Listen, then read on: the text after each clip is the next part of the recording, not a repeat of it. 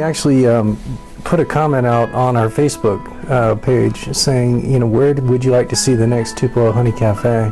And the Tri-Cities just went absolutely crazy. I mean, the amount of responses, thousands of responses in a 24-hour period. And we saw it as a great opportunity to really kind of reach out and set ourselves apart and kind of gather everyone up here in the region to start voting for Johnson City. And they had gotten people in the community from all walks of life, from kids to other businesses to city leaders to the president of East Tennessee State, to all come and write a message to Tupelo Honey on this long piece of paper. They fell in love with the old CCNO depot here in downtown Johnson City. You know, it's over 100 years old, historic, just iconic structure. And then it kind of went out of the railroad's hands and into private hands, and it was a lamp shop for a long time. I think it was kind of a little restaurant that never really worked for a little while, and then it just sat empty.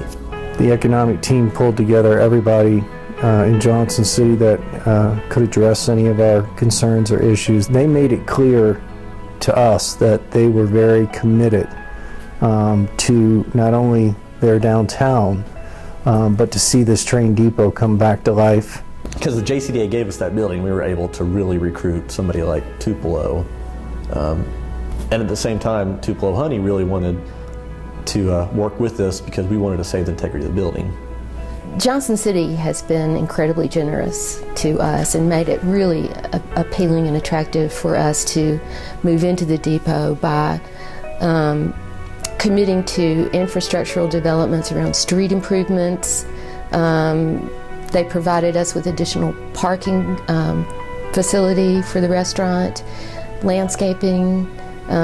You've got the wonderful Tweetsy Trail running right in front of the restaurant. But the city has finished things like Founders Park, which is beautiful, and you know, they've restructured some of the roads, they've put in new medians, so there's really been a lot of thought put into the flow of downtown and how to make it as welcoming as it can be. The commitment to, I'll call it reurbanization, in Johnson City was very real, and you could see it. I could sense through the things that they were doing with the fountains and the streets and the plants and the parks that it really was a city that has thought deeply about its future and was poised to really explode. So that project alone really kicked off a huge movement to enhance the aesthetics of downtown, the structure of downtown, whether it was looking at everything from entertainment to recreational to this pedestrian movement in downtown.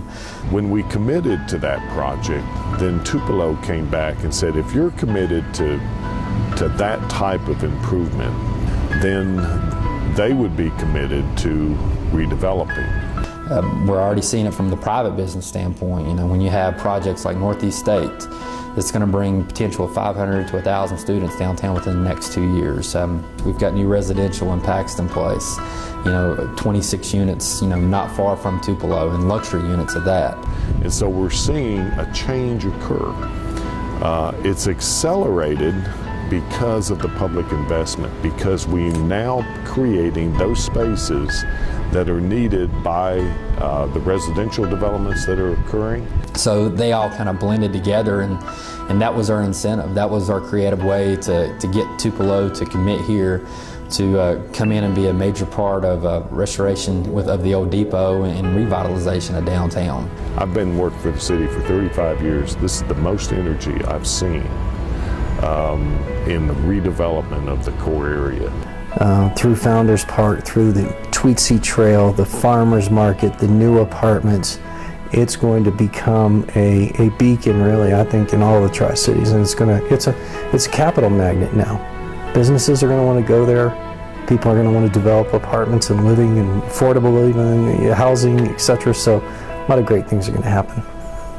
I think it's really on the cusp of being a very wonderful place to live, work, and play, and eat.